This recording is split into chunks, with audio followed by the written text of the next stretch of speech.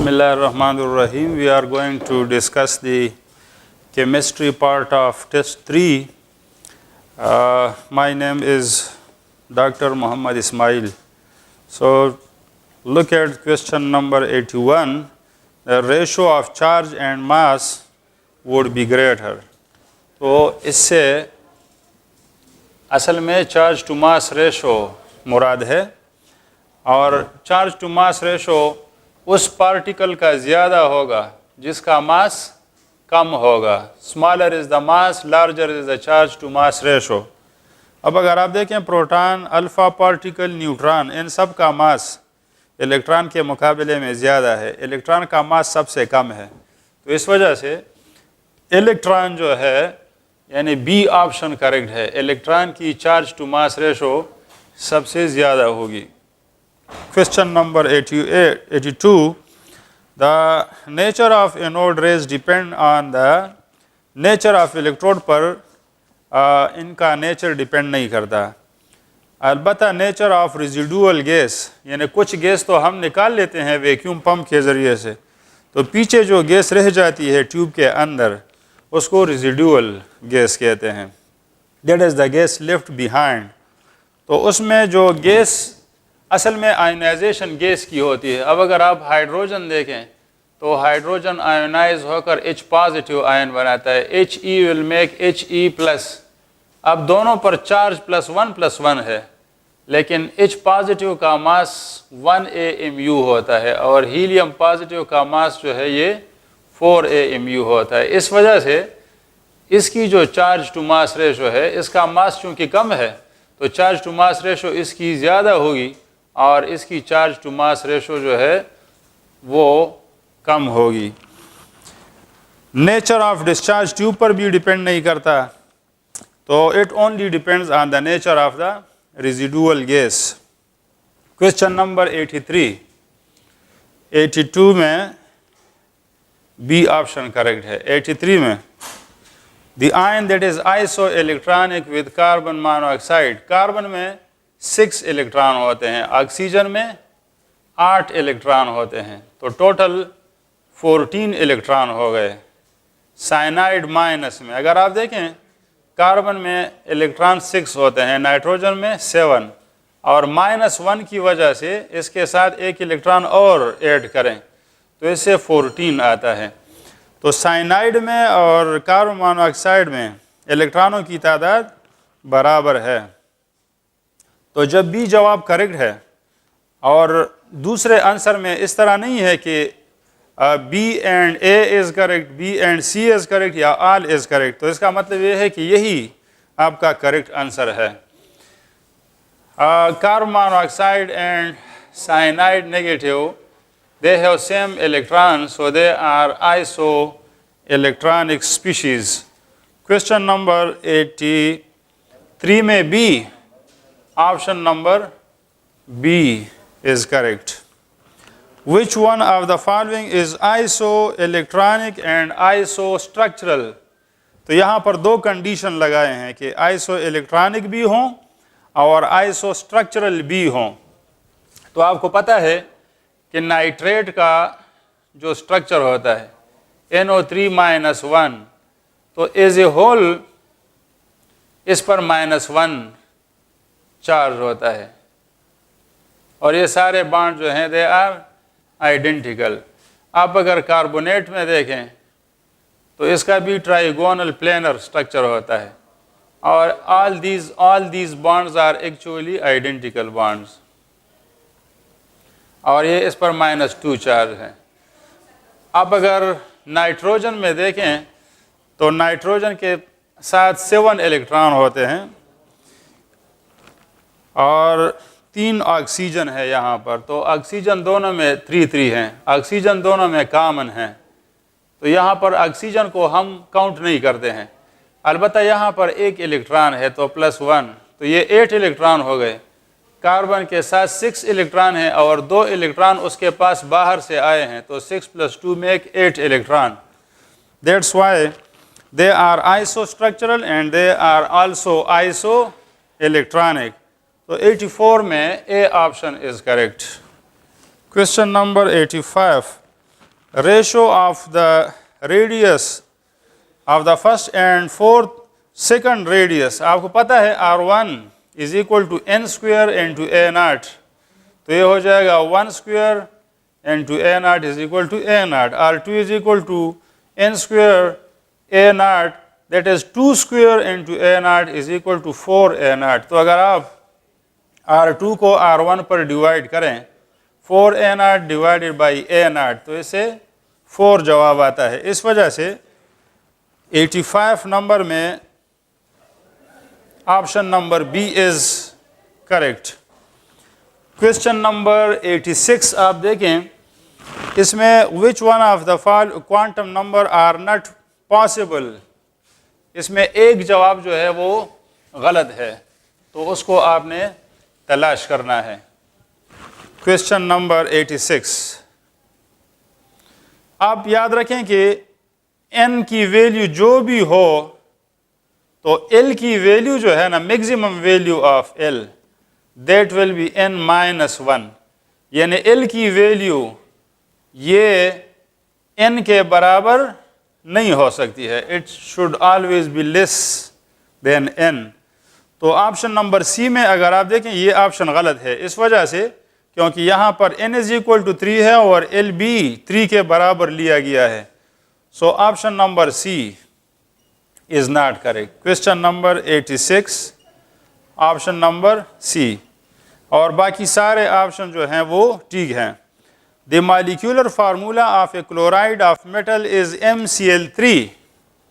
87 में MCl3, तो ये 3 जो है ना, ये असल में इस मेटल के एटम की वैलेंसी शो करता है कि इसकी वैलेंसी 3 है.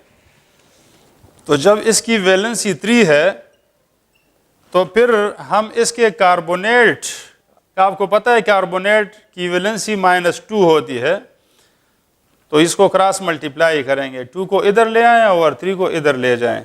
So the correct formula will be M2CO3 whole 3. तो इसका एक कार्बोनेट पर -2 चार्ज होता है, 3 2s are -6 और m पर +3 चार्ज है, तो +2 into +3 into 2 also make +6. So +6 and -6 as a whole, the molecule will be neutral. So the correct answer to this question is option number B. 87 में option number B correct है. और अगर आप इन option को गौर से देखें तो 83 में भी B जवाब ठीक है, 84 में भी, और अक्सर में B जवाब जो है ये ठीक आ रहा है. तो स्टेटिस्टिकल कैलकुलेशन भी ये बताते हैं कि अक्सर औकात B ऑप्शन जो है ये करेक्ट होता है. अगर आपको कभी तुक्का लगाना पड़े, आपको सही जवाब का पता ना हो, तो फिर आप B को टिक किया करें, क्योंकि इसमें परसेंटेज ज़्यादा होता है ठीक होने का. जिस तरह मैंने आपको बताया कि जो क्वेश्चन अभी तक मैंने डिस्कस किए हैं, इनमें अक्सर के जवाब जो हैं वो B भी आ रहे हैं. Question number 88, the molecule which has largest dipole moment. तो ये बहुत सिंपल है. CH4 में 4 आइडेंटिकल एटम, कार्बन के साथ जब भी 4 आइडेंटिकल एटम अटैच होंगे तो ये इसका डाइपोल मोमेंट 0 होगा. इसी तरह carbon tetrachloride μ is equal to 0, और इसमें आप देखें CH और I3 है, iodo, this is iodoform, और ये CHCl3 है, सो दिस इज क्लोरोफॉर्म. तो इसमें अगर आप देखें क्लोरीन की electronegativity that is greater than the methane. Look at the option. One option is CH3 and Cl. दूसरा ऑप्शन जो है वो है CH और I3. तो iodine they mostly cancel the effect of one another. तो यहाँ पर फ़र्क रह जाता है कार्बन हाइड्रोजन के बॉन्ड का, और यहाँ पर फ़र्क रह जाता है कार्बन और क्लोरीन के बॉन्ड का. तो carbon chlorine bond is more polar as compare to carbon hydrogen bond. That's why this molecule will be of high polarity. Question number 89. Which one of the following is paramagnetic and has the bond order of half? तो आप अगर hydrogen का molecule लें, hydrogen के molecule का molecular orbital diagram जो है वो इस तरह होता है. This is H2 molecule. Anti bonding में कोई इलेक्ट्रॉन नहीं होगा. And the bond order of hydrogen is 2 - 0 divided by 2 is equal to 1. लेकिन अगर हम H2+1 करें तो इससे एक इलेक्ट्रॉन हम निकाल देंगे. जब एक इलेक्ट्रॉन इधर से निकलेगा, you are left with one electron in the bonding molecular orbital, and bond order will be now equal to 1 - 0 divided by 2 is equal to half. तो हाइड्रोजन मॉलिक्यूल पर जब प्लस चार्ज आता है, it will be paramagnetic. Paramagnetic इस वजह से है कि it has one unpaired electron and the bond order is half. एक से हाफ हो जाता है, कम हो जाता है. एंटी बॉन्डिंग से अगर आप एक इलेक्ट्रॉन कम करें तो बॉन्ड ऑर्डर में हाफ का इजाफा होगा. लेकिन अगर आप बॉन्डिंग से एक इलेक्ट्रॉन को कम करते हैं तो फिर half bond is broken, half bond फिर कम हो जाता है. अगर बॉन्डिंग से आप 2 इलेक्ट्रॉन कम करेंगे तो फिर पूरा एक बॉन्ड कम हो जाता है. बॉन्ड ऑर्डर में एक की कमी आ जाती है. Question number next. Bond energies of, आप देखें N नाइट्रोजन की इलेक्ट्रॉनिक कन्फिगुरेशन होती है 2p3 और ऑक्सीजन की कन्फिगुरेशन है 2p4. आप ज़रा इसका मॉलिक्यूलर ऑर्बिटल डायग्राम बनाएं. टोटल यहाँ पर 7 इलेक्ट्रॉन हैं. Now these are the bonding and these are the anti-bonding molecular orbital. तो यहाँ पर 2 2 6 हो गए, एक इलेक्ट्रॉन एंटी बॉन्डिंग में जाएगा. तो NO का जो बॉन्ड ऑर्डर होगा that will be 6 - 1 divided by 2 is equal to 2.5. यहाँ पर 2.5 बॉन्ड होते हैं.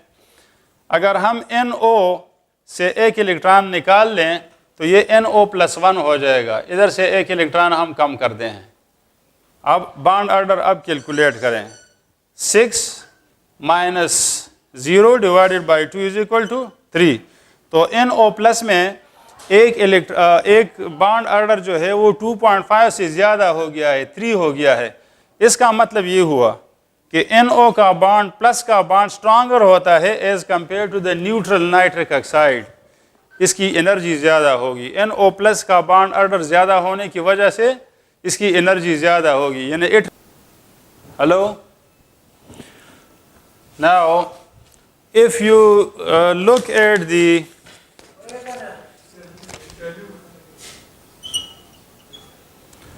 आप अगर NO- को देखें तो मैं वापस NO की मॉलिक्यूलर ऑर्बिटल डायग्राम की तरफ आता हूँ. This is the molecular orbital diagram of NO.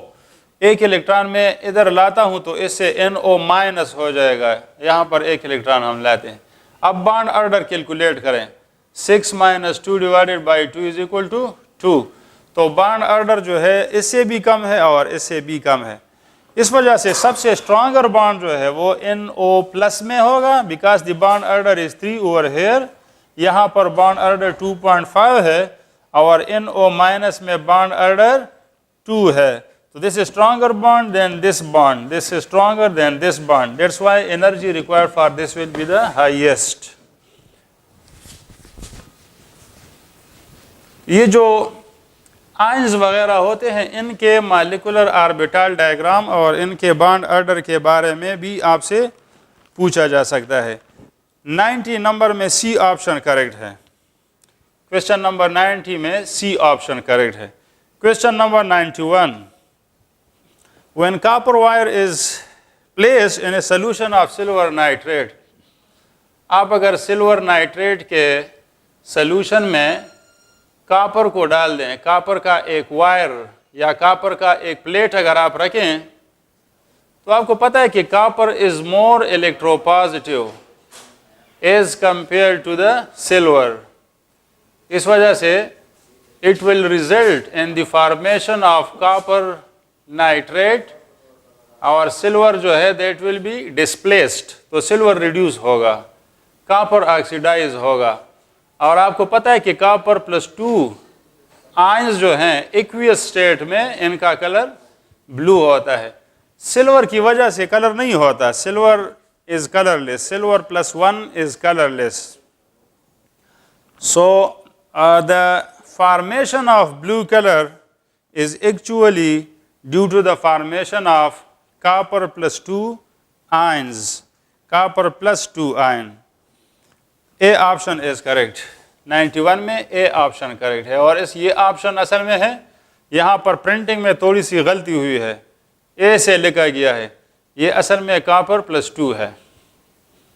तो copper plus 2 ions are actually blue in color. Which one of the following metal cannot evolve hydrogen from acid or water or from its compound? तो देखें platinum अगर आप देखें और silver, तो ये electrochemical series में these elements are below hydrogen, ये हाइड्रोजन से नीचे हैं। इस वजह से whatever element which is present below hydrogen in the reactivity series, तो वो हाइड्रोजन को रिड्यूस नहीं करेगा। इस वजह से अगर आप HCl के साथ प्लैटिनियम मिलाते हैं so there is no reaction, silver आप HCl के साथ मिलाते हैं देयर इज़ नो रिएक्शन। अलबत्ता अगर आप आयरन यहाँ पर लगा दें तो iron is above hydrogen in the reactivity series, इस वजह से आयरन और अगर HCl को आप मिलाएं तो it will reduce the hydrogen from +1 to 0 state. It means that the reactive metals can be used for the preparation of hydrogen from acids, and the less reactive metals, they cannot produce hydrogen gas from the acids. Question number 93. आप अगर aluminium का A एक metal है, A is dipped in aqueous solution of metal B. हमने A लिया है और इसको हमने B के सॉल्यूशन में डिप किया है और the standard electrode potential are given. A plus 2 से A बन रहा है, A reactant है +2 और ये A प्रोडक्ट है, तो ये असल में A plus 2 से A 0 में जा रहा है। इसका मतलब है कि ये इसका रिडक्शन पोटेंशियल है, तो रिडक्शन पोटेंशियल इसका -0.76 है। अगर आप इसका ऑक्सीडेशन पोटेंशियल देखें तो वो फिर इस तरह होगा A plus 2 और इसका साइन पॉजिटिव हो जाएगा तो +0.76 हो जाएगा। A का रिडक्शन पोटेंशियल नेगेटिव है, इसका मतलब ये है कि A का ऑक्सीडेशन पोटेंशियल पॉजिटिव है। जब किसी एलिमेंट का ऑक्सीडेशन पोटेंशियल पॉजिटिव होगा सो इट विल ऑक्सीडाइज, और जिस एलिमेंट का रिडक्शन पोटेंशियल पॉजिटिव हो, जिस तरह यहाँ पर B का गिवन है कि B का रिडक्शन पोटेंशियल B का रिड्यूस हो रहा है, तो इसका रिडक्शन पोटेंशियल जो है वो पॉजिटिव है और A का ऑक्सीडेशन पोटेंशियल पॉजिटिव है। So when you put A and B so A will oxidize, और A जब ऑक्सीडाइज होगा तो ये आहिस्ता आहिस्ता सॉल्यूशन में जाएगा और इसका वेट कम होगा, तो A का प्लेट आहिस्ता आहिस्ता डिज़ोल्व होगा। जिस तरह आपने पढ़ा है कि अगर आप जिंक सल्फेट में जिंक के प्लेट को डिप करते हैं तो चूंकि जिंक का ऑक्सीडेशन पोटेंशियल हाई होता है तो ये आहिस्ता आहिस्ता डिज़ोल्व होता है और सॉल्यूशन में जाता है, इट मेक्स पॉजिटिव आयन। सो 93 में option number A is correct. Why this option is correct? Because the reduction potential of A is negative but its oxidation potential is positive. तो जिस एलिमेंट का ऑक्सीडेशन पोटेंशियल पॉजिटिव होगा that will make positive ion and that will dissolve in the solution. Question number 94. आप अगर zinc +2 देखें, +2 electron zinc has a standard potential of minus 0.76 and the reaction is actually reduction reaction. Electron zinc positive के साथ मिल रहे हैं तो ये reduction reaction है. इसका मतलब ये कि this value shows the reduction potential of zinc. तो जब इसका रिडक्शन पोटेंशियल नेगेटिव है तो जिंक का अगर रिएक्शन आप रिवर्स करें तो इसका ऑक्सीडेशन पोटेंशियल जो होगा वो 0.76 होगा. इसका मतलब ये है कि जिंक रिड्यूस होना नहीं चाहता बल्कि जिंक इलेक्ट्रॉन देना चाहता है. इस वजह से इसका ऑक्सीडेशन पोटेंशियल पॉजिटिव है. इसका मतलब ये हुआ कि zinc is a good donor of electron. ये इलेक्ट्रॉन का एक्सेप्टर अच्छा नहीं है, ये इलेक्ट्रॉन डोनर की एबिलिटी इसमें ज़्यादा है. और जो एलिमेंट इलेक्ट्रॉन डोनेट करेगा किसी दूसरे को तो वो रिड्यूसिंग एजेंट कहलाता है. तो option number B is correct. Option number B, zinc is going to oxidize because its oxidation potential is positive. इसका मतलब है कि इलेक्ट्रॉन आसानी से ले नहीं सकता, दे सकता है. तो जो एलिमेंट इलेक्ट्रॉन देता है that is a reducing agent. Question number 95. Which of the following statement is correct? In reversible reaction, a catalyst increases the rate of forward, decreases the rate of forward, increases the rate of backward and forward reaction. C जवाब ठीक है इसमें. Catalyst जो है ये forward reaction को भी speed करता है और ये बैकवर्ड रिएक्शन को भी स्पीड करता है. इसके साथ एक बहुत इंपॉर्टेंट क्वेश्चन और आ सकता है जो स्टूडेंट को अक्सर पता नहीं होता. अगर आपसे पूछें कि इंक्रीज इन टेम्परेचर, अगर हम टेम्परेचर को ज़्यादा करें तो इट विल इंक्रीज, तो ये इंक्रीज करेगा. किसको इंक्रीज करेगा? The rate of endothermic reaction. Number B, the rate of exothermic reaction. Number C, rate of both endothermic and exothermic reaction. और D ऑप्शन अगर गिवन हो none of these तो ये आपको याद रखना चाहिए कि टेम्परेचर ज़्यादा होने से रेट एंडोथर्मिक रिएक्शन का भी ज़्यादा होता है और एक्सोथर्मिक रिएक्शन का भी ज़्यादा होता है. So, increase in temperature will increase the speed of endothermic reaction as well as exothermic reaction. इसी तरह catalyst जो है it increases the speed of forward reaction as well as backward reaction. और ये catalyst जो है ये भी endothermic और exothermic reaction दोनों के स्पीड को बढ़ाता है. Question number 96. Which of the following changes when catalyst is used?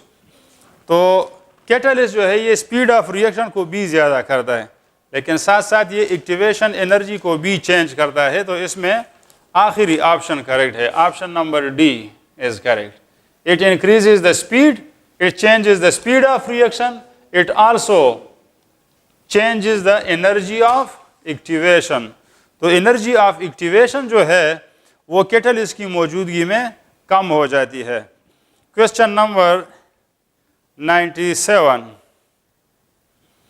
Alpha naphthol test जो है it is used for the identification of monosaccharide. ये टेस्ट जो है शुगर का टेस्ट है, अल्फ़ा नेफ्थोल. और ये नेफ्थलीन अगर आप देखें, नेफ्थलीन इस कंपाउंड को कहते हैं. This is bicyclic aromatic hydrocarbon. यहाँ पर अगर हम OH लगाएं सो it is called alpha naphthol. So it is used for the identification of monosaccharide. Disaccharide, polysaccharide are proteins. They have no reaction with alpha nephthol. Question number 98. If delta H is the change in enthalpy and delta E is the change in internal energy, आप देखें, अगर आपके पास reactants, इसका volume अगर कम हो और product का volume ज़्यादा हो, जब प्रोडक्ट का वॉल्यूम ज़्यादा होगा, so there is expansion, our work is done on the surrounding, फिर सराउंडिंग पर काम होगा, और जब सराउंडिंग पर काम होगा तो कुछ हीट एनर्जी जो है that is used in doing work, तो वर्क करने में कुछ एनर्जी जो है वो यूज़ हो जाएगी। इस वजह से अगर आप इस रिएक्शन के लिए QV मालूम करें, that is heat given at constant volume, और फिर इस रिएक्शन का आप कांस्टेंट प्रेशर पर हीट मालूम करें, तो दोनों केसेस में आपको बराबर बराबर हीट जो है वो नहीं मिलेगा। कांस्टेंट वॉल्यूम पर चूंकि वर्क नहीं होगा, जब वर्क नहीं होगा तो आपकी हीट एनर्जी ज़ाया नहीं होगी, इस वजह से QV will be greater than QP, QP will be less than QV, QP कम होगा। कांस्टेंट प्रेशर पर हीट कम आपको मिलेगा। क्यों कम मिलेगा? क्योंकि कुछ हीट जो है ना वो वर्क डन में, एक्सपेंशन में यूज हो जाएगा। That's why the QP will be less than QV। और QP असल में क्या चीज़ है? What is QP? The heat given at constant pressure is actually enthalpy change, और QV आपको पता है कि QV डेल्टा E के बराबर है। So when QP is less than QV, इसका मतलब ये कि delta H is less than delta E, यानी enthalpy change will be less than the internal energy change. When, ये कब ऐसे होगा? When there is expansion, when the moles of the products are greater than the number of moles of the reactant. Reactant से product के मोल जब ज़्यादा होते हैं, so there is increase in volume, work is done on surrounding, and some of the heat is wasted in doing external work. That's why the heat produced under constant pressure is less than the heat produced at constant volume, and we know that QP is equal to delta H, QV is equal to delta E. So when QP is less than QV, delta H is also less than delta E. Question number 90. Question number next 99. आप अगर H2S को देखें तो ये इस तरह ionise हो रहा है। जब हम इसमें अमोनियम हाइड्रोक्साइड डाल देते हैं, ammonium hydroxide ionizes into ammonium ion and hydroxide ion. अब क्या होगा? हाइड्रोक्साइड आयन जो है ना, ये हाइड्रोजन आयन को न्यूट्रलाइज करके वाटर में चेंज करेंगे, and as the result there is decrease in the concentration of hydrogen ion. तो प्रोडक्ट की कंसंट्रेशन में जब कमी आती है, आपको पता है ली शेटलर प्रिंसिपल के मुताबिक the reaction will move in the forward direction. जब ये यूज होगा, न्यूट्रलाइज होगा बाई OH, तो इसमें कमी आ जाएगी। जब प्रोडक्ट कम होगा, so the reaction will shift in the right side, towards the right, in the forward direction. जब फॉरवर्ड रिएक्शन हो जाएगा, सो मोर सल्फाइड आयन आर प्रोड्यूस्ड। तो सल्फाइड आयन की कंसंट्रेशन जो है दैट विल इंक्रीज। सो 99 में option number D is correct. और यहां पर आप देखें, आपने पढ़ा है कि जब हम सॉल्यूशन में कॉमन आयन डालते हैं, कॉमन आयन्स, तो उससे सॉल्युबिलिटी कम हो जाती है। उसको हम कहते हैं कॉमन आयन इफेक्ट। और यहां पर हमने जो आयन डाले हैं, तो इसमें कॉमन आयन नहीं है। आप देखें, hydroxide ion is not common with these ion. तो इसको आपने देखा कि जब हमने अनकॉमन आयन डाल दिए, तो आयनाइजेशन जो है वो H2S की ज़्यादा हो गई है। तो इसको अनकॉमन आयन इफेक्ट कहते हैं। So one is common ion effect and one is uncommon ion effect. Common ion effect की वजह से सॉल्युबिलिटी कम हो जाती है, और बाज़ औक़ात अनकॉमन आयन डालने से सॉल्युबिलिटी जो है ये बढ़ जाती है। जिस तरह इस केस में आपने देख लिया या आपने सेकंड ईयर की केमिस्ट्री में पढ़ा है कि मैग्नीशियम हाइड्रोक्साइड जो होता है इसकी सॉल्युबिलिटी को अगर आप इंक्रीज करना चाहते हैं तो हम इसमें अमोनियम क्लोराइड डालते हैं।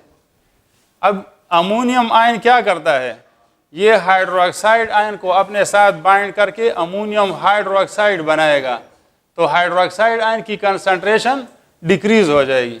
जब प्रोडक्ट की कंसंट्रेशन डिक्रीज होगी so the system shift in the forward direction. जब फॉरवर्ड रिएक्शन होगा सो मोर मैग्नीशियम हाइड्रोक्साइड विल आयोनाइज, ज़्यादा मैग्नीशियम हाइड्रोक्साइड आयोनाइज होगा और इस वजह से इसकी सॉल्युबिलिटी जो है ये बढ़ जाती है। So this type of effect which is produced due to the uncommon ions, this is called uncommon ion effect. Question number next आप देखें, question number 100. A compound contains 6 carbon atom per molecule. तो आपको पता है कि percentage of an element is equal to mass of element divided by molar mass multiplied by 100। आपको पता है गिवन है कि परसेंटेज ऑफ कार्बन 40 है। मास ऑफ एलिमेंट हम कैसे मालूम करते हैं, तो हमें ये गिवन है कि एक मॉलिक्यूल में 6 कार्बन होते हैं। अब एक कार्बन का मास जो है ये 12 होता है, तो 6 कार्बन का मास 72 हो जाएगा। मोलर मास इज अननोन, तो आप अगर इधर से the molar mass is unknown over here, molar mass हमारे पास अननोन है, तो ये हो जाएगा molar mass is equal to 72 divided by 40 and multiplied by 100। So you get 180। The answer is 180 and the formula used is this one, that percentage of an element is equal to mass of element, in this case mass of carbon divided by molar mass multiplied by 100. Molar mass is unknown and you know that each molecule contains 6 carbon atom. Now mass of 1 carbon is 12, mass of 6 carbon will be 72, percentage of carbon is given, that is 40 into 100. So molar mass will be 72 divided by 40 and multiplied by 100. So you can calculate the molar mass of the compound, which comes out to be 180.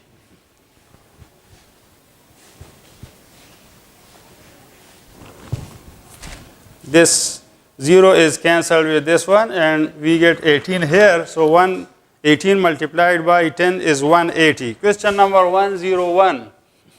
Which one of the following pair represent isotones? Isotone किसे कहते हैं? Which have the same number of neutrons. और neutron हम किस तरह calculate करते हैं? A minus Z से। और आप याद रखें कि दो आइसोटोन जो होते हैं they have different atomic number and they have different mass numbers. आप अगर ऑप्शन नंबर डी को देखें, this is the correct option, तो ये रुबीडियम है 37 है और 86 इसका मास नंबर है। स्ट्रॉन्शियम 38 और इसका 87 है। तो आप 86 में से 37 को माइनस करें या 87 में से 86 में से 37 या 87 में से 38 माइनस करें, सो you get the same answer. ये 16 माइनस 7 से 9 और यहाँ पर 7 माइनस 3 से 4 आता है, तो यहाँ पर भी 49 और यहाँ पर भी 49 न्यूट्रॉन्स। सो दोनों में न्यूट्रॉन्स की तादाद बराबर है। That's why they are called isotones. 102। आप अगर चार्ल्स लॉ को देखें, बॉयल लॉ को, सो V is inversely proportional to the pressure. This is Boyle's law. Our volume is directly proportional to capital T, that is absolute temperature.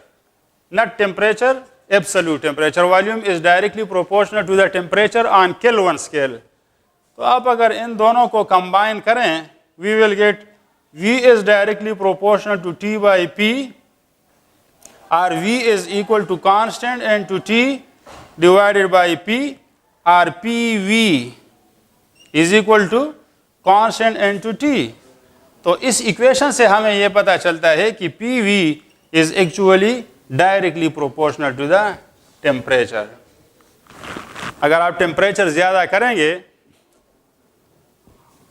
तो आपको पता है अगर आप टेम्परेचर ज़्यादा करते हैं so there will be increase in volume. जब वॉल्यूम इंक्रीज होगा तो PV will also increase. Increase in temperature will increase the volume. Volume increase होने से PV का प्रोडक्ट भी ज़्यादा हो जाता है. So in question number 102 option number B is correct. Question number 103 shape of BrCl3. ये ज़रा ट्रिकी क्वेश्चन है. आप अगर ब्रोमीन देखें तो इसके आउटर शेल में there are 7 electron because bromine belong to the 7A group and it contains 7 electron. किसी भी एलिमेंट के आउटर शेल में इलेक्ट्रॉनों की तादाद उसके ग्रुप नंबर के बराबर होती है. तो ब्रोमीन इज़ हेलोजन. हेलोजन जो है वो 7 ग्रुप में है, इस वजह से इसके जो इलेक्ट्रॉन है आउटर शेल में वो 7 होते हैं. अब देखें अगर आप ब्रोमीन के साथ 3 क्लोरीन ऐड करें तो 3 इलेक्ट्रॉन इसके, ये इलेक्ट्रॉन और ये इलेक्ट्रॉन ये यूटिलाइज हो जाते हैं बॉन्ड बनाने में. आपके साथ रह गए 2 इलेक्ट्रॉन, लोन पेयर रह गए आपके साथ. This lone pair and this lone pair. These electrons are utilized. These 3 electrons are utilized in bond making. तो टोटल इलेक्ट्रॉन पेयर आपके साथ 5 हो गए और इस वजह से इसका जो trigonal bipyramidal will be the shape of this electronic pairs. लेकिन मॉलिक्यूल का शेप कैसे होगा?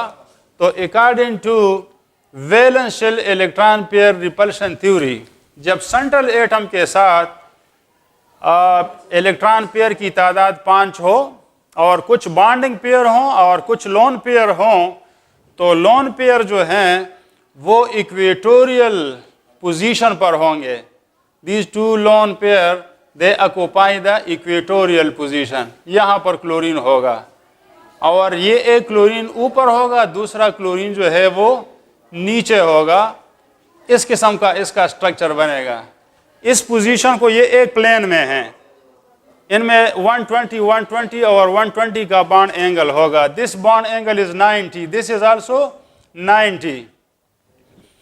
तो these 2 chlorine are called axial chlorine. This one is called equatorial chlorine and the lone pair will occupy the equatorial position. ये अगर इधर आप लाते हैं तो यहाँ पर बॉन्ड एंगल कम हो जाएगा, तो लोन पेयर और बॉन्ड पेयर के दरमियान रिपल्शन ज़्यादा होगा. लोन पेयर और लोन पेयर जो हैं they should be at maximum distance from one another because they highly repel each other. That's why the lone pair must occupy the equatorial position. जब ये position आप इसको देंगे तो आप देखते हैं कि ब्रोमीन ट्राइक्लोराइड का जो शेप होगा वो इस तरह होगा, ये इस तरह. तो अब अगर गौर करें इस किस्म के शेप को, आप देखें ज़रा, ये इस तरह शेप बन जाती है. इसको टी कहते हैं, T shape. So the shape of bromine trichloride is like this one. इसको आप इस तरह करें ना तो it is actually T. T English alphabet T की तरह इसकी शक्ल है. और ये दो पेयर जो हैं, एक पेयर इधर होगा, एक पेयर इधर होगा. चाहे आप इसको इस तरह पकड़ते हैं, इस तरह पकड़ते हैं, इस तरह पकड़ते हैं, लेकिन द मॉलिक्यूल हैज़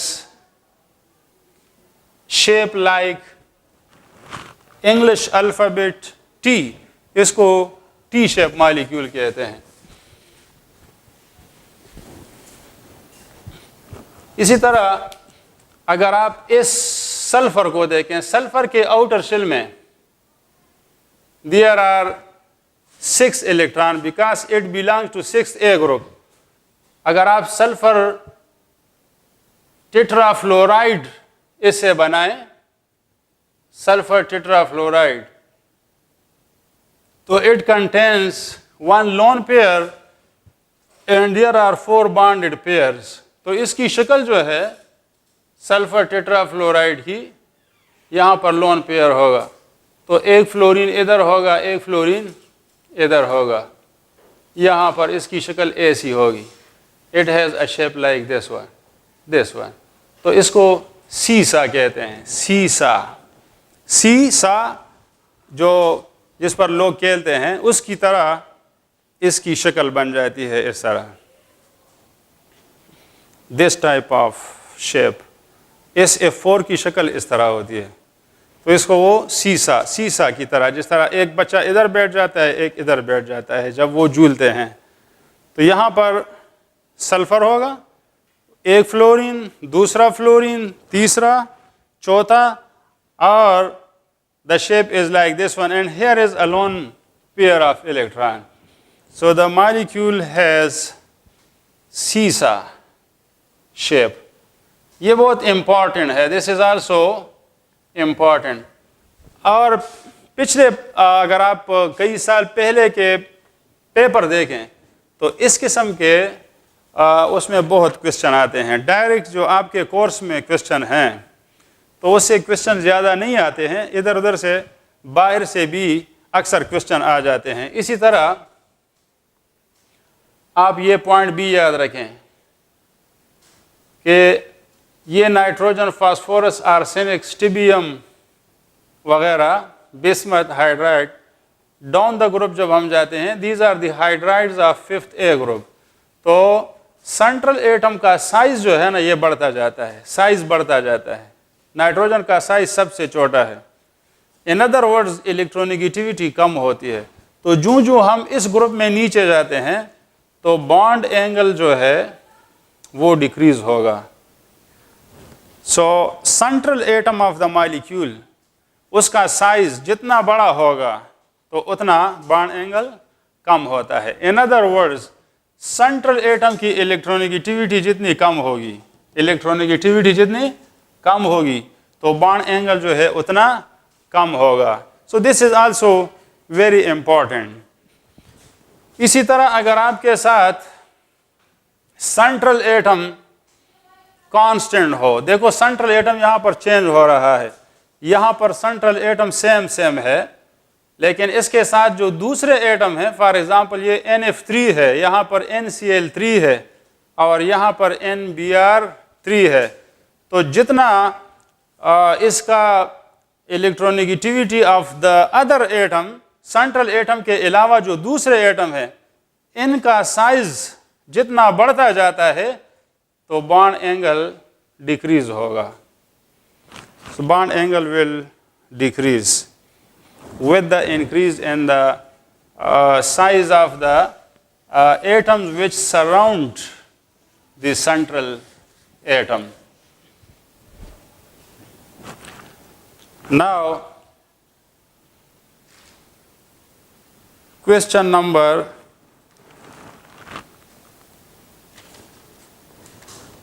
104, ये बहुत सिंपल है। आपको हीट ऑफ वेपोराइजेशन गिवन है मुख्तलिफ कंपाउंड्स के, तो जिसका हीट ऑफ वेपोराइजेशन ज़्यादा होगा उसका बॉइलिंग पॉइंट ज़्यादा होगा, उसके अंदर अट्रैक्टिव फोर्सेस एक्चुअली ज़्यादा होंगी। तो 104 में ए जवाब ठीक है। Total number of ion present in the volume occupied by half mole.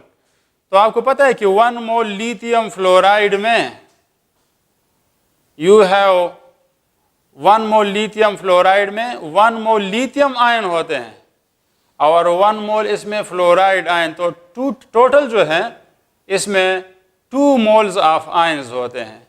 1 mole of lithium fluoride or sodium chloride contains 2 moles of ions। तो हाफ मोल में फिर हाफ मोल आयन्स होंगे, यानी 1 मोल आयन्स होंगे। तो इसमें ऑप्शन नंबर बी करेक्ट है। 105 में ऑप्शन नंबर बी। 1 मोल मीन 6.02 इंटू 10⁻23 इसमें आयंस होंगे। Question number 106, which one of the following can not produce carboxylic acid on acid hydrolysis. तो देखो एस्टर जो हैं और एसिड एनहाइड्राइड और अल्काइल साइनाइड, अल्काइल साइनाइड का मतलब होता है नाइट्राइल्स।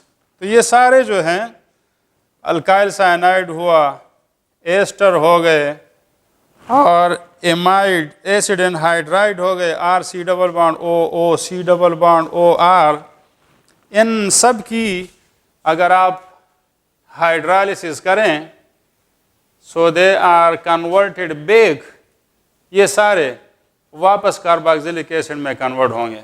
लेकिन अगर आप अल्काइन ले लें, दिस इज अल्काइन, इसकी हाइड्रोलिसिस होती भी नहीं है, ये इसको हाइड्रोलिसिस नहीं कहते हैं, दिस इज कॉल्ड हाइड्रेशन। तो इससे आपको विनाइल अल्कोहल और विनाइल अल्कोहल फाइनली कन्वर्ट हो जाएगा एसिटल्डिहाइड में। So it does not make carboxylic acid on hydration, rather it produces the aldehyde, that is acetaldehyde is produced. Question number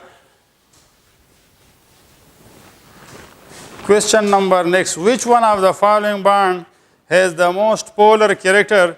So it depends on the electronegativity difference.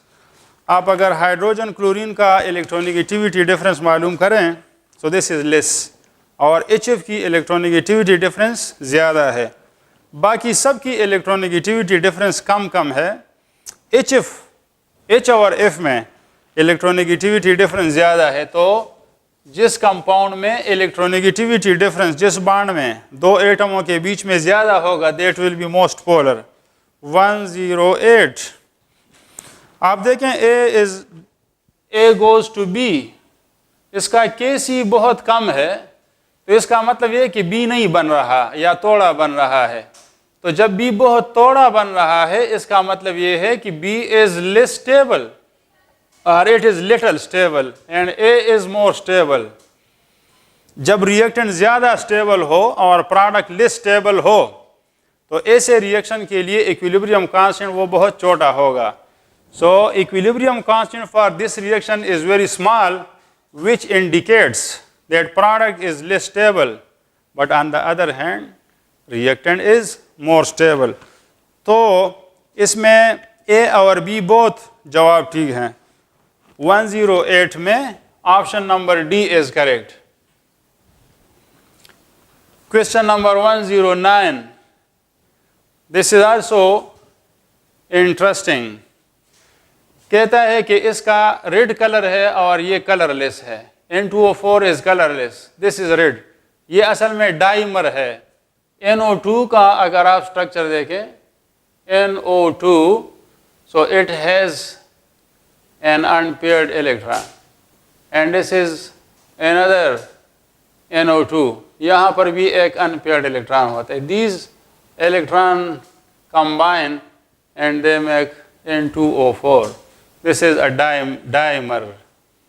This will be diamagnetic because it does not contain unpaired electron, and this has unpaired electron, so NO2 is paramagnetic. Remember that due to the presence of this unpaired electron, NO2 is colored, while N2O4 is colorless because the electrons are paired in this case.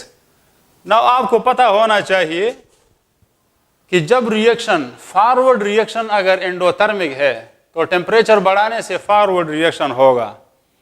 So if you give heat and if red colour is developed, अगर mixture का colour red हो जाए तो इसका मतलब ये कि heating पर फॉरवर्ड रिएक्शन हो रहा है, और forward reaction is favoured by heating when it is endothermic.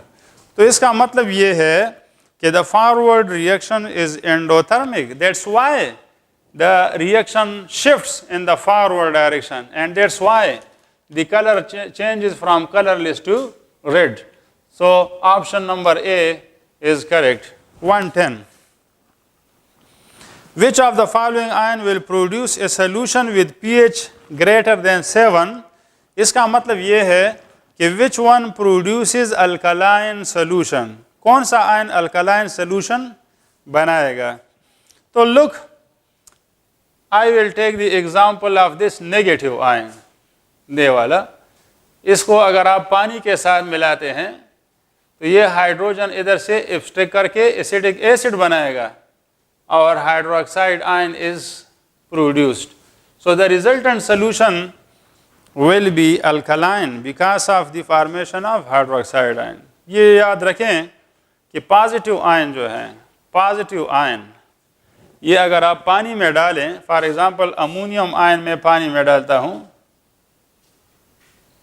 तो ये क्या करेगा, अमोनियम आयन हाइड्रोक्साइड को अट्रैक्ट करेगा and you will get ammonium hydroxide and H positive is eliminated.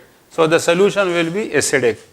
Positive ion make the solution acidic, but negative ion they make the solution basic, alkaline. Question number 111. A solution contain 98 gram of H3PO4. आप इसे moles बनाएं तो 98 और इसका molar mass भी 98 है, so it is 1 मोल. अब अगर इसका 1 मोल लें और 1 लीटर पानी में इसको डिज़ोल्व करें तो इसकी मोलरिटी जो है वो 1 के बराबर आ जाती है. लेकिन नॉर्मेलिटी आपसे मांगी गई है कि नॉर्मेलिटी आप कैलकुलेट करें. तो नॉर्मेलिटी हम कैसे कैलकुलेट करते हैं, वो इस तरह कैलकुलेट करते हैं. अगर आपके साथ एसिड है तो इसकी बेसिसिटी को इसकी मोलारिटी से मल्टीप्लाई करना होगा. बेसिसिटी का मतलब ये है कि इसमें आयनाइजेबल हाइड्रोजन कितने हैं. फास्फोरिक एसिड में 3 आयनाइजेबल हाइड्रोजन होते हैं. सो 1 molar H3PO4 solution is actually equal to 3 normal H3PO4 solution. इस सोल्यूशन की मोलरिटी 1 होगी लेकिन इसकी नॉर्मेलिटी जो है वो 3 होगी. और अगर आपके पास बेस हो तो base for example 1 molar calcium hydroxide solution है तो इसकी नॉर्मेलिटी किसके बराबर होगी, मोलरिटी मल्टीप्लाइड बाय कितने हाइड्रोक्साइड आयन है इसमें, आयनाइजेबल 2 हैं तो इसकी एसिडिटी से मल्टीप्लाई करना होगा 2. तो 1 molar calcium hydroxide will be 2 normal calcium hydroxide. HCl में चूंकि एक हाइड्रोजन है तो इसका 1 मोलर सोल्यूशन इसका 1 नॉर्मल सोल्यूशन होगा. और 1 molar H2SO4 is equal to 2 normal H2SO4.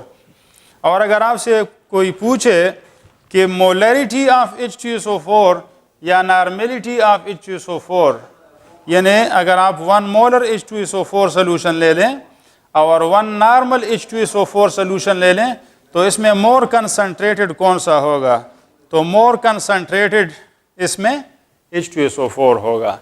इसी तरह अगर आप 1 मोलर H3PO4 और 1 नॉर्मल H3PO4 को कंपेयर करें so the more concentrated solution will be 1 molar H3PO4, not 1 molar, 1 normal.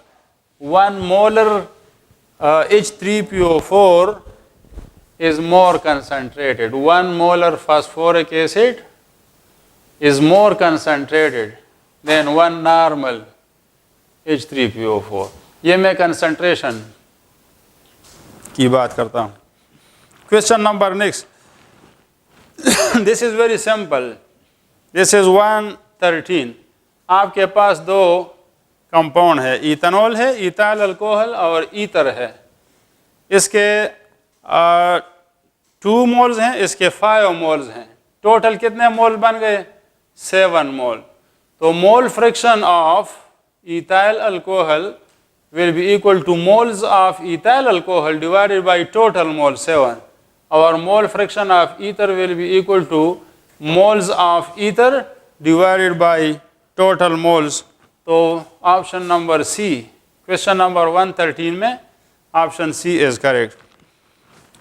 Question number 114, A B C ये एक सोल्यूशन है और इस सोल्यूशन में 3 कंपोनेंट है, एक ए है, दूसरा बी है और तीसरा सी है, ए बी सी।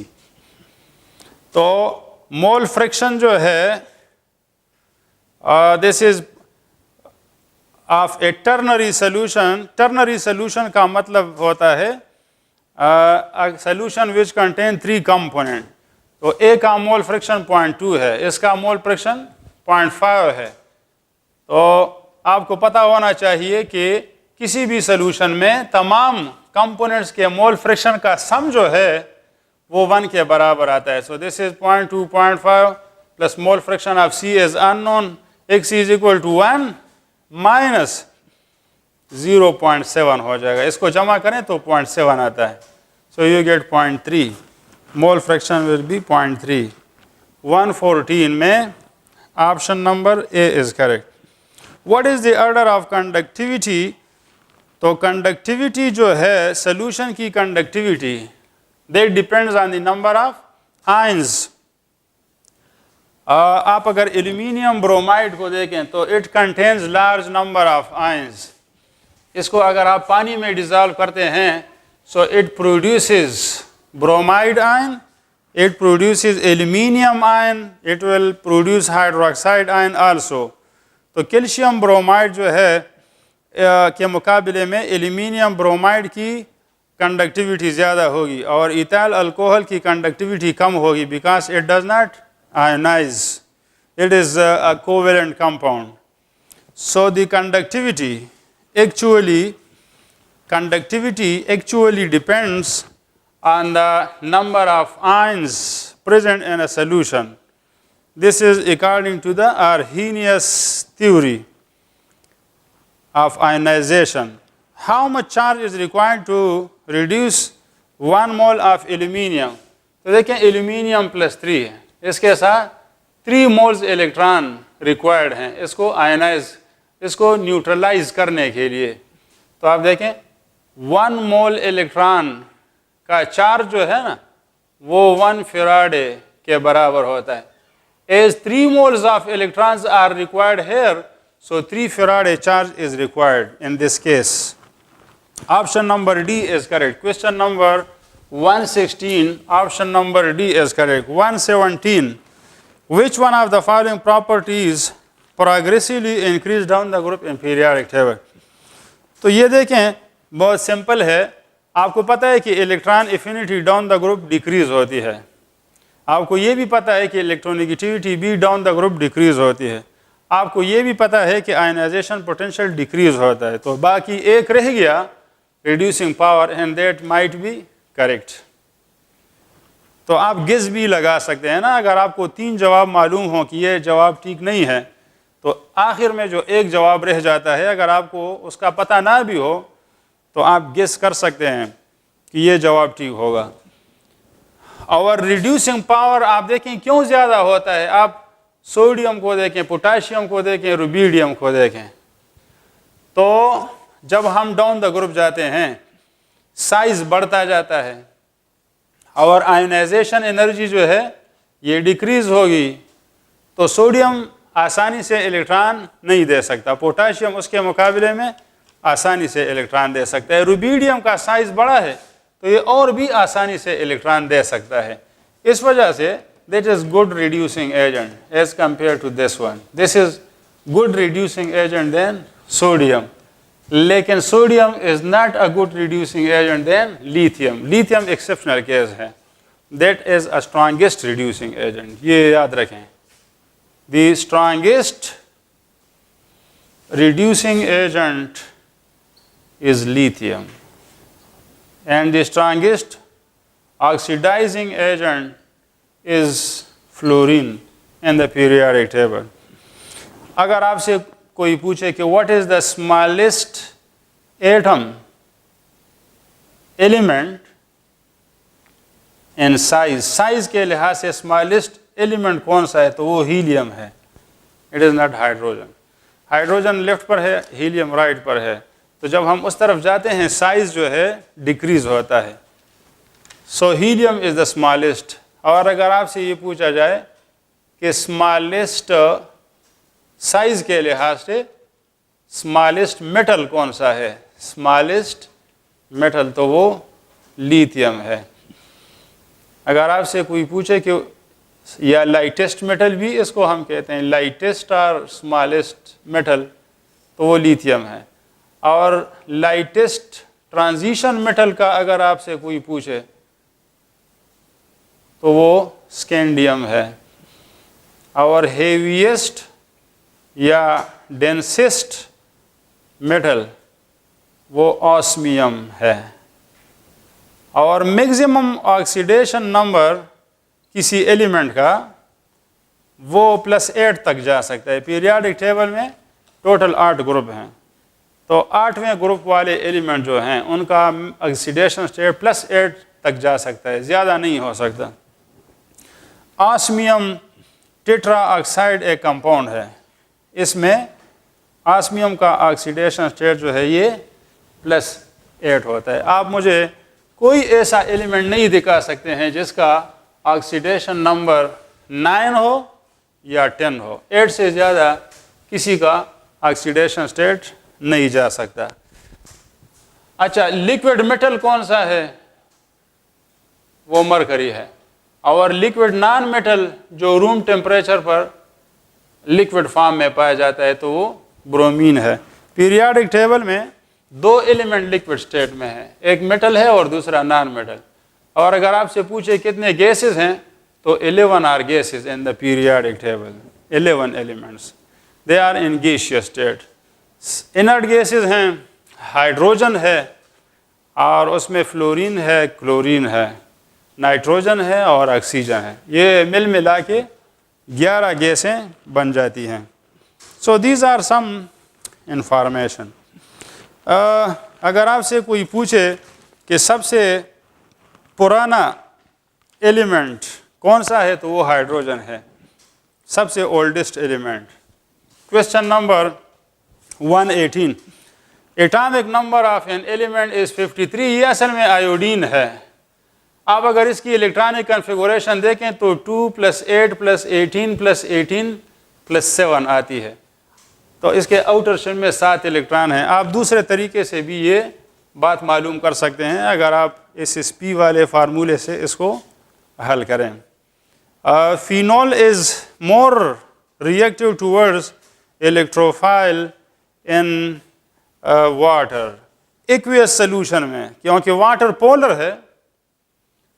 पोलर सॉल्वेंट्स अगर आप ले लें, polar solvent, so they make strong electrophiles, यानी इलेक्ट्रोफाइल की जो पोलरिटी है वो बढ़ जाती है पोलर सॉल्वेंट में जब हम इसको डिज़ोल्व करते हैं। आपको पता है कि फिनॉल के साथ अगर हम ब्रोमीन मिलाते हैं एक्वियस मीडियम में, पानी की मौजूदगी में, तो इससे ट्राईब्रोमो फिनॉल बनेगा। अगर यही रिएक्शन आप इसके साथ कार्बन डाइसल्फाइड सॉल्वेंट में करते हैं, so the major product you get 2 bromophenol, one is para and the other one will be ortho, लेकिन ये वाला मेजर प्रोडक्ट होगा, para bromo will be the major product. इससे पता चलता है कि सॉल्वेंट की पोलरिटी पर भी इलेक्ट्रोफाइल की स्ट्रेंथ जो है वो डिपेंड करती है। Now question number 120, which one impart violet colour 120। तो इसमें डी ऑप्शन करेक्ट है। पोटाशियम का फ्लेम वायलेट होता है, सोडियम जो है ये गोल्डन फ्लेम देता है, और rubidium red brown, red and brown, R and B, और सीजियम CS, तो इसका sky, S stand for sky, sky इसका ब्लू कलर होता है, स्काई ब्लू कलर। और कैल्शियम का ब्रिक रेड, ईंट की तरह इसका कलर होता है। स्ट्रांशियम जो है ये शोख सुर्ख कलर देता है, क्रिम्सन रेड इसको कहते हैं। और बेरियम जो है एप्पल ग्रीन या ग्रासी ग्रीन कलर देता है। बेरिलियम या मैग्नीशियम जो हैं they give no colour to the flame. Question number next, the solubility order of fluoride 121। आप देखें, जब आप बेरियम को देखें तो बेरियम का साइज बहुत बड़ा है, जबकि फ्लोराइड नेगेटिव का साइज बहुत छोटा होता है। तो जब केटाइन का साइज बहुत बड़ा हो और एनाइन का साइज बहुत छोटा हो, तो ऐसे लेटस के अंदर फिर स्पेसेस, खाली स्पेसेस रह जाती हैं। And such a lattice is weak lattice, इसको तोड़ने के लिए कम एनर्जी रिक्वायर्ड होती है। So the lattice energy depends कि आपका जो केटाइन है और एनाइन है उसके साइजेस कैसे हैं। अगर आपस में साइजेस मैचिंग कर रहे हैं, केटाइन भी मोटा है और एनाइन भी मोटा है, so they make a strong lattice. इसी तरह अगर केटाइन स्मॉलर है और एनाइन भी स्मॉलर है, तो ऐसा कंटेक्ट जो है आयंस के बीच में स्ट्रांगर होता है and there are little spaces. लेकिन जब केटाइन बहुत बड़ा हो, एनाइन बहुत छोटा हो, या एनाइन बहुत बड़ा हो, केटाइन बहुत छोटा हो, so their sizes don't match each other. ऐसे क्रिस्टल के अंदर खाली जगह रह जाती हैं, स्पेसेस रह जाती हैं, and that's why the lattice is very weak and little energy is required to break the lattice. तो इसमें बेरियम फ्लोराइड का लेटेस्ट कमज़ोर होगा because of weak attractive forces and holes which are present in the crystal lattice. That's why it will be more soluble. तो option number A is correct. Magnesium fluoride का latest इन सबसे ज़्यादा stronger इस वजह से होगा कि मैग्नीशियम का साइज छोटा होता है और फ्लोरीन का साइज भी छोटा है, so they make a strong lattice. 122 which is true regarding boron. This is also very important. Boron +3 ion नहीं बनाता, बल्कि कोई भी एलिमेंट जो है वो आसानी से +3 आयन नहीं बना सकता है। और बोरान का साइज बहुत छोटा है, तो ये तो बिल्कुल आयन्स नहीं बनाता। बोरान इज मोनोवेलेंट, ये भी गलत है। बोरान की इलेक्ट्रॉनिक कन्फिगुरेशन है 1:2 and 2:2 and 2p1। तो इसमें इनर्ट पेयर इफेक्ट बोरान नहीं शो करता है। It doesn't show inert pair effect. तो ये तीनों इलेक्ट्रॉन बॉन्डिंग में हिस्सा लेंगे, इस वजह से बोरान जो है BF नहीं बनाता, BF कभी नहीं बनाता। It always make BF3, BCl3 etcetera etcetera. So it doesn't show inert pair effect. Boron के कंपाउंड मोस्टली आयनिक होते हैं। This is not correct because boron is very small in size and इसकी ionisation energy बहुत high है, so that's why it can not make ionic compound. देखें, अगर boron अगर ionic compound बनाता तो फिर फ्लोरीन के साथ बनाता, लेकिन आप देखते हैं कि बोरान ट्राईफ्लोराइड जो है ये भी कोवेलेंट कंपाउंड है। तो जब फ्लोरीन के साथ एक एलिमेंट कोवेलेंट कंपाउंड बनाता है तो बाकी एलिमेंट के साथ तो सवाल पैदा नहीं होता कि वो बाकी एलिमेंट के साथ आयनिक कंपाउंड बनाए। क्वेश्चन नंबर तो इसमें डी ऑप्शन करेक्ट है। 122 में option number D. 123 ring test. Ring test nitrate को पहचानने के लिए हम इस्तेमाल करते हैं। इसमें यह है कि हम नाइट्रेट का साल्ट का सलूशन डालते हैं, इसमें फिर फ्रेश FeSO4 का सलूशन हम मिलाते हैं और उसके बाद आहिस्ता आहिस्ता हम इसमें कंसनट्रेटेड H2SO4 डालते हैं इन वॉल्स के साथ, दीवारों पर, टेस्ट ट्यूब की दीवारों पर। तो यहाँ पर एक ब्राउन रिंग हमारे पास बन जाता है। ये ब्राउन रिंग जो है ये असल में FeSO4NO इसकी वजह से बन जाता है, ये कॉम्प्लेक्स बन जाता है इस प्रोसेस में। So this brown ring formation, ये जो रिंग सा बन जाता है ब्राउन किस्म का, this is called ring test. So ring test is used for the identification of nitrate, और ये टेस्ट तब कामयाब होगा जबकि साथ आयरन +2 स्टेट में होगा। अगर आप आयरन सल्फेट को बनाते हैं और इस पर कुछ अरसा गुजर जाता है तो ये आयरन ऑक्सीडाइज होकर +3 स्टेट में चला जाता है। +3 स्टेट में फिर ये हमें रिंग टेस्ट नहीं देगा। तो option number B is correct. We will be using freshly prepared iron sulfate because it will oxidize on standing in air, क्योंकि iron plus 3 state is more stable than iron plus 2 state। माचिस बनाने में हम potassium chlorate को डालते हैं as oxidising agent. ये oxidising agent है और ऑक्सीजन और माचिस के रिएक्शन को ये तेज़ करता है। विच one of the following is a chelate complex. Chelate complex असल में साइक्लिक कॉम्प्लेक्स को कहते हैं। जब आपके साथ मेटल जो है उसके साथ जब हम बाइडेंटेट या पॉलीडेंटेट लीगेंड मिलाते हैं तो इससे जो कॉम्प्लेक्स बनेगा that is called chelate complex, और ये बड़ा मजबूत कॉम्प्लेक्स होता है। तो आप अगर देखें ये ईन जो है, ईन 2 लिखा है एक कॉम्प्लेक्स में, कोबाल्ट ईन 2 और NO2 होल 2। तो ये जो ईन है ये असल में इथाइलिन डाई अमीन को कहते हैं, ethylene diamine. This is bidentate ligand. So bidentate and polydentate ligand make the chelate complexes, the cyclic complexes. Our cyclic complexes को we call them chelates. कीला असल में क्रेब को कहते हैं, क्रेब के बहुत पंजे होते हैं। इस तरह कीलेटिंग एजेंट के बहुत पंजे होते हैं और ये मेटल को it bites, they bite the metal at different positions। 126 chromium की एटॉमिक नंबर इसका 24 है और इसकी इलेक्ट्रॉनिक कॉन्फ़िगरेशन है 4s1 3d5।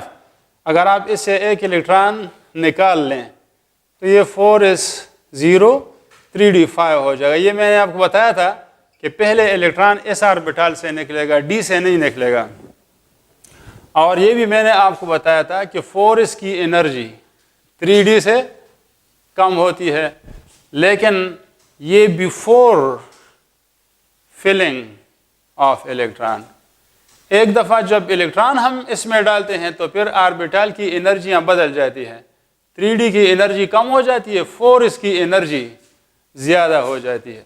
तो ज़्यादा एनर्जी वाले से इलेक्ट्रॉन निकलता है पहले। इलेक्ट्रॉन का इस ऑर्बिटल से निकलने का मतलब ये है कि इस orbital has higher energy once the electron are filled in the different orbitals।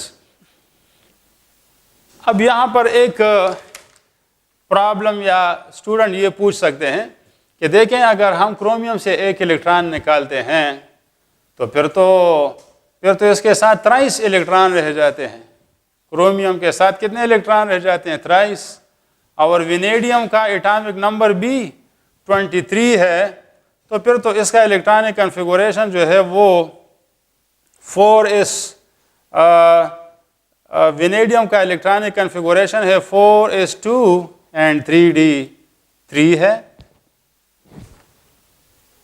तो क्रोमियम +1 जो है it is isoelectronic to vanadium 23। Is it okay? तो अगर विनेडियम 23 का इलेक्ट्रॉनिक कॉन्फ़िगरेशन 4s2 और 3d3 है तो वाई नॉट क्रोमियम +1 का इलेक्ट्रॉनिक कॉन्फ़िगरेशन इस तरह क्यों नहीं होता? तो इसका जवाब ये है कि विनेडियम के अंदर 23 प्रोटॉन्स होते हैं इसके न्यूक्लियस में, जब क्रोमियम के न्यूक्लियस में 24 प्रोटॉन्स होते हैं। ठीक है कि इलेक्ट्रॉन दोनों में बराबर होते हैं लेकिन प्रोटॉन की तादाद में फ़र्क होता है। So that's why the electronic configuration of chromium +1 is not identical to vanadium, although both of them are isoelectronics. This is somewhat interesting question. Question number next 127. Which ligand will form the most stable complex? 127। इसमें option number D correct है। Ethylene diamine tetra acetate जो है ये hexadentate ligand है, और जो polydentate ligand होते हैं दे make a very stable complex. Which one of the following compound is hetero cyclic. Question number 128.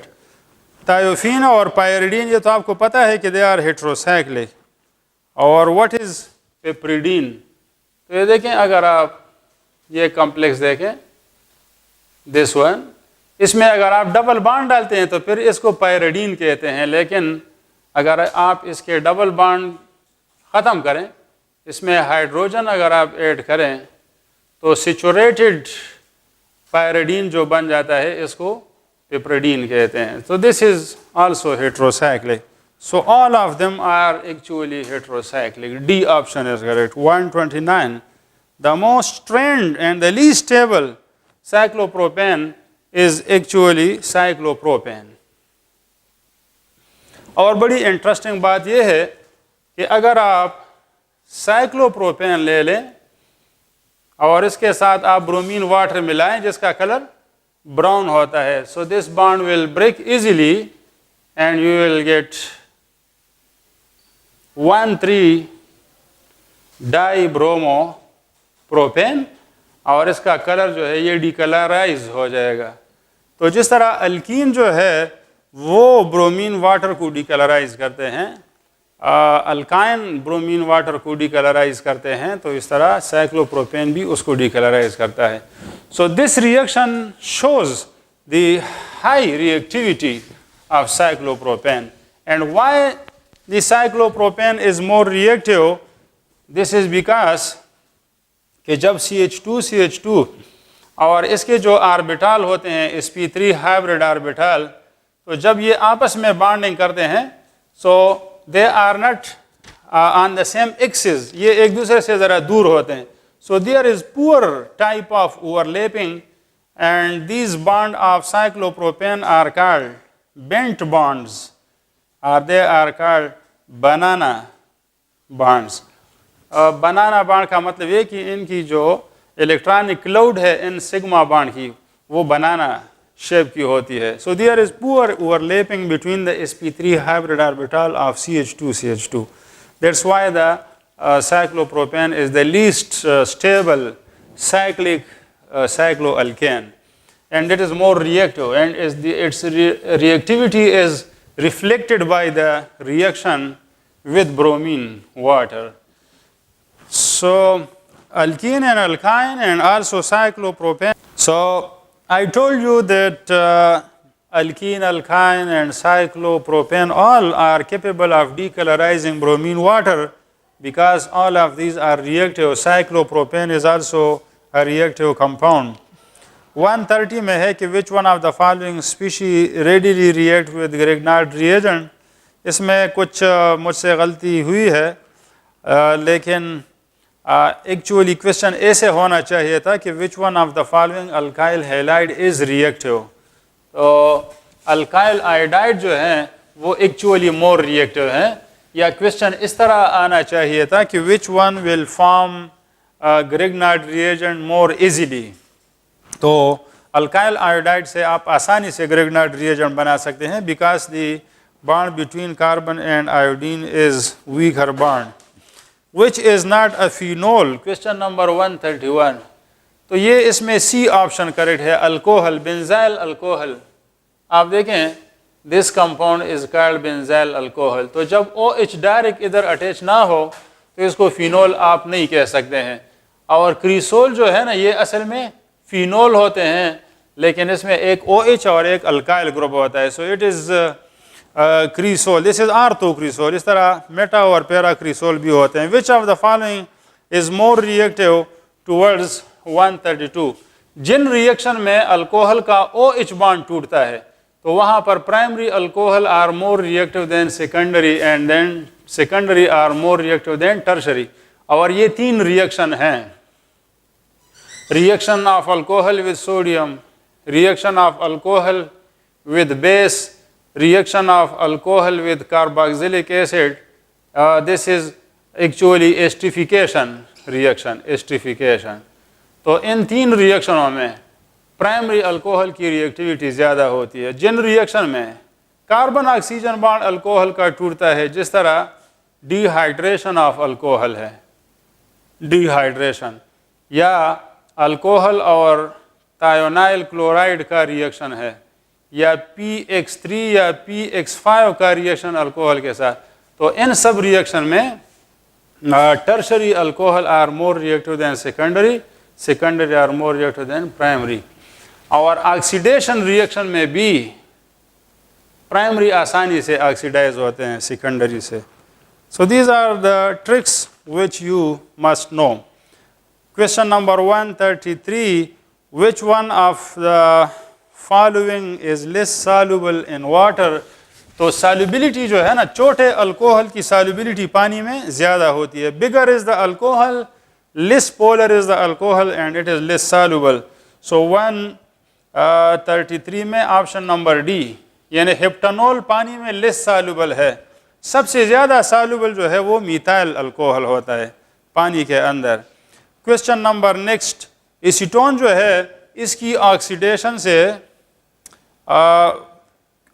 134 में एसीटोन से एसिटिक एसिड बन जाता है।